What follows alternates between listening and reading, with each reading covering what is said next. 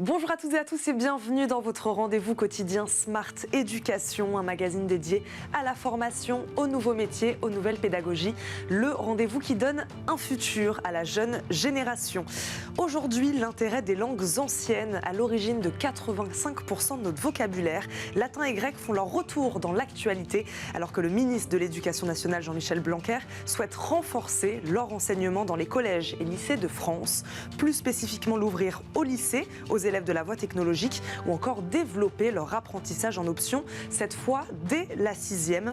Mais alors, à quoi peuvent bien servir ces langues mortes? Réponse avec notre invité Robert Delors, professeur et président de défense des langues anciennes, et président de l'association de défense des langues anciennes. Arrête ton char, bonjour. Bonjour. Bienvenue sur le plateau de Smart Éducation, Robert Delors. Selon vous, pourquoi le ministre s'est-il emparé de cette question de l'apprentissage des langues anciennes? Alors, ça fait quand même quelques temps que Jean-Michel Blanquer fait de belles déclarations d'amour aux langues anciennes, parce que je pense que c'est quelqu'un qui est convaincu de leur intérêt. Il a lui-même fait du droit romain, donc c'est peut-être ça qui l'a amené à faire toutes ces annonces. Maintenant, c'est vrai que c'est des annonces qu'il fait en fin de mandat. Il aurait pu ne pas les faire, peut-être pour motiver son successeur à soutenir les langues anciennes, à continuer cette défense des langues anciennes. Pourquoi et comment, selon vous, je ne sais pas si peut-être que vous allez me dire l'inverse, l'apprentissage des langues anciennes s'est-il dégradé ces dernières années en France? Alors, il s'est dégradé tout simplement parce que justement tous les ministres qui se succèdent font de belles déclarations d'amour aux langues anciennes. Un certain nombre d'annonces, mais malheureusement ces annonces se font toujours à moyen constant. Et justement, à moyen constant, on peut pas espérer le développement des langues anciennes qui a été bien freiné par la réforme du collège en 2016.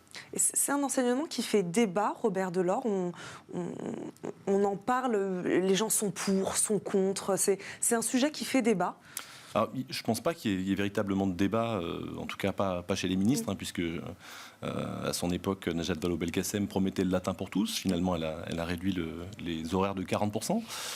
Jean-Michel Blanquer a fait des annonces intéressantes, malheureusement toujours à moyen constant, donc on ne voit pas vraiment les fruits de ces annonces.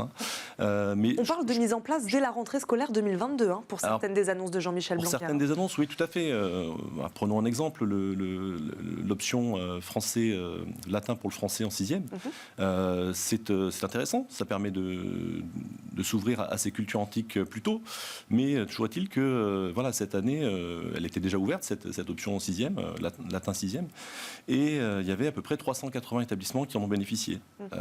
Alors on nous promet un développement de cette option l'année prochaine, mais à moyen constant. Donc ça veut dire que chaque chef d'établissement sera libre ou non de l'ouvrir en puisant sur des heures de marge qui ne sont pas inépuisables.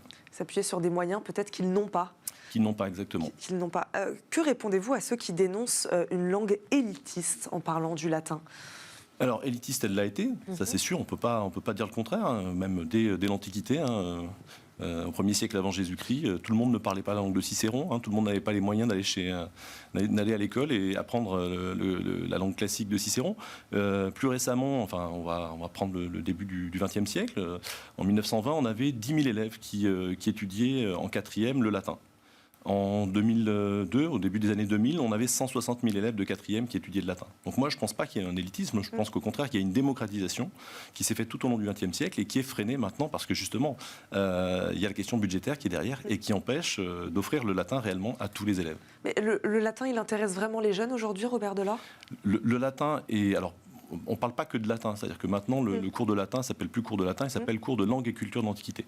Et là, si on regarde un petit peu dans tous les biens culturels qui sont consommés par nos jeunes, le jeu vidéo, la littérature jeunesse antiquité, la bande dessinée, les mangas, les séries, on a un engouement pour les langues anciennes, les langues et cultures de l'Antiquité qui ne s'est jamais démenti.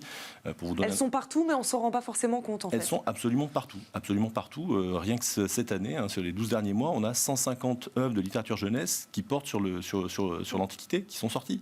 Et ça va croissant chaque année. Vous allez nous expliquer, peut-être on va rentrer dans le détail de l'intérêt véritablement de ces langues anciennes.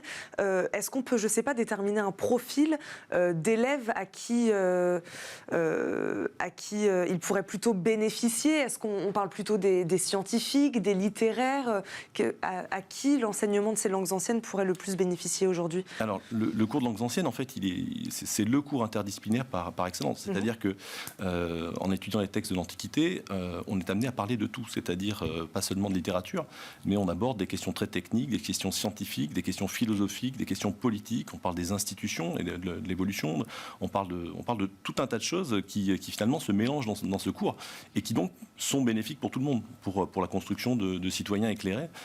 C'est vraiment une discipline qui s'adresse absolument à tous les élèves et pas seulement aux bons élèves, voilà, ce qu'on a trop souvent voulu faire croire. C'était bien de le préciser. À quel âge il faudrait commencer, Robert Delors, l'apprentissage de ces langues anciennes? Alors, l'association Arrête ton char a fait une proposition en 2017 à Jean-Michel Blanquer qui a été suivie, qu'il a reprise, mais qu'on aimerait voir aller plus loin, c'est de commencer cet apprentissage dès le primaire. D'ailleurs, ça se fait en Angleterre. Il y a vraiment, depuis quelques années, l'Angleterre a relancé l'enseignement du latin à partir de la primaire. Ce qui est intéressant, c'est qu'en fait, on se rend bien compte, en tant que professeur de français, qu'il y a un problème de manque de vocabulaire chez les élèves. Et ce problème, il pourrait en grande partie être résolu par un travail sur l'étymologie. Ça permettrait d'abord de gagner en richesse de vocabulaire parce qu'on travaillerait sur des familles de mots, et puis ça permettrait aussi de gagner en finesse et précision du vocabulaire, ce qui manque cruellement à nos élèves aujourd'hui. Donc il faudrait commencer plus tôt même que la 6e, le plus tôt possible finalement. Alors il faudrait commencer le plus tôt possible, parce qu'en fait le goût des mots, ça ne vient pas quand on est en 3e et qu'on a d'autres sujets de préoccupation quand on est en plein dans l'adolescence. Voilà, je pense qu'il faut vraiment s'y prendre très tôt. Et d'ailleurs, la plupart des enfants qui ont 9-10 ans sont émerveillés par les civilisations égyptiennes, grecques, romaines. Donc je pense qu'il faudrait effectivement commencer plus tôt. Donc vous nous avez donné un exemple, là, donner plus de vocabulaire à ces jeunes élèves. Concrètement, en quoi son enseignement peut être utile, autre que le vocabulaire ? Alors, il peut être utile, je l'ai dit pour l'enseignement du français, hein, vous l'avez dit en introduction, 85% du vocabulaire du français. Pour les langues vivantes, on oublie trop souvent de dire que... Ça peut nous aider à parler espagnol, italien. Mais bien sûr, le latin, c'est une langue survivante. C'est pas une langue morte, c'est une langue survivante qui a survécu dans les langues romanes, qui a survécu dans le français, dans l'italien, l'espagnol, et même dans des langues où on ne s'y attend pas. C'est-à-dire qu'en anglais, par exemple, on a 60% du vocabulaire anglais qui vient du latin. Donc voilà, forcément, ça permet, en faisant du latin, de faire des ponts plus facilement entre les langues. Mais c'est pas seulement les langues vivantes. Hein. On peut pour ce qui est du raisonnement scientifique, c'est quelque chose qui aide beaucoup aussi. Être capable de traduire une phrase, de décrypter une phrase, de l'analyser, ça amène tout un tas de réflexes qui permettent une analyse très très fine. Robert Delors, à l'heure où on parle des métiers de demain, de numérisation, de digitalisation de la société, en quoi l'apprentissage d'une langue ancienne, d'une langue morte, peut-elle être utile à ce monde du digital ? Alors c'est une question qui paraît être un grand écart, mais enfin, je tiens à rappeler quand même que les professeurs de langues anciennes ont été parmi les premiers à se saisir des outils numériques, notamment pour les recherches lexicales. Hein. Vous pouvez maintenant, vous n'utilisez plus un vieux gaffio poussiéreux, vous utilisez un gaffio que vous avez sur votre smartphone. En fait, je crois que tout simplement, connaître le passé, ça paraît une formule, mais c'est tout à fait vrai, hein, ça permet de comprendre le présent et puis d'envisager l'avenir aussi, de façon beaucoup plus sereine. En sachant ce qui s'est passé, ce qu'il faut éviter dans l'histoire, les choses qui se répètent, en voyant un petit peu, ne serait-ce que prendre l'actualité des élections. Quand on regarde un petit peu comment se passent les élections d'Antiquité, ça permet d'avoir un regard critique aussi. Et donc, je pense qu'il n'y a pas d'opposition. Devenir un citoyen plus éclairé, donc plus adaptable à une société qui évolue sans cesse. Tout à fait. Robert Delors, pourquoi c'est un enjeu culturel selon vous? Vous le répétez souvent, c'est un enjeu culturel, l'apprentissage de ces langues anciennes. Alors c'est un enjeu culturel. Je pense que ça serait dommage, après tant de siècles passés à enseigner ces langues anciennes qui ont... Pour le rappeler, hein, au début du XXe siècle, on n'apprenait pas le français. Il n'existait pas de cours de français. C'est-à-dire qu'un élève français apprenait le français à travers le latin, de même qu'un petit romain apprenait le latin à travers l'Énéide, et un petit grec apprenait le grec à travers l'Iliade et l'Odyssée. Donc, perdre cet enseignement qui n'a jamais discontinué pendant tous ces siècles pour des raisons purement budgétaires, ça serait, je pense, un petit peu dommage. Et ça permettrait pas, je pense, aux élèves d'avoir un regard critique sur l'art, sur la littérature, sur tout le domaine de la création et tout le domaine de l'art qui évidemment s'inspire sans arrêt de l'Antiquité. On va en parler des moyens, vous parlez de budget. Est-ce que déjà il y a assez de professeurs ? Est-ce qu'il y a assez de professeurs de langues anciennes ? Alors non, évidemment, on a une pénurie qui va croissant, hein, pour laquelle on n'a pas vraiment l'impression qu'il y ait grand-chose qui soit fait. Pour vous donner quelques chiffres, dans les années 90, on avait à peu près 11 à 12 000 professeurs de langues anciennes. On est tombé en 2017 à 9 240 et en 2020, seulement 3 ans après, on est à 8 116. Ce qui fait qu'on ne couvre plus maintenant, on n'a plus suffisamment de professeurs de langues anciennes par rapport au nombre de lycées et collèges français. Donc c'est aussi le propos de votre association Arrête ton char, c'est de montrer, dire il nous faut les moyens pour qu'il y ait plus de professeurs aussi. Mais il s'agit de dire que on peut pas se plaindre que cet enseignement se raréfie uniquement parce que on manque de professeurs. C'est-à-dire que les élèves sont là. On a même un numerus clausus qui bloque le nombre d'inscriptions des élèves. Mais ce qui va poser problème, c'est le fait que le ministère de l'Éducation nationale, depuis 40 ans, ne fait rien pour rendre attractifs ces sections-là. Et des propositions, vous en faites, notamment sur des questions de la formation, par exemple ? Alors pour la question de la formation, l'association Arrête ton char a proposé la création d'une certification, c'est-à-dire proposer que des enseignants en lettres modernes qui ont eu une formation en lettres classiques puissent suppléer les postes manquants de professeurs de lettres classiques. Parce qu'il faut savoir que tous les professeurs de lettres modernes ne font pas de latin.